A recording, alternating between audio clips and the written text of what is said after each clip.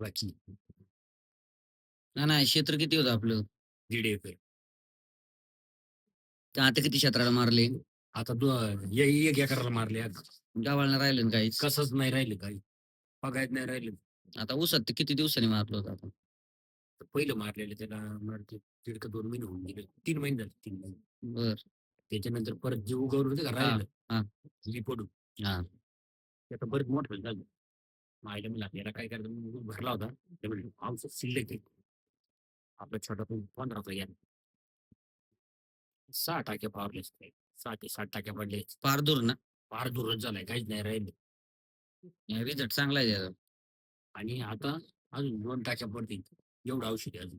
एक कुठे राहिलेली त्याची. फॉर्म्युला कसा आहे पण तो?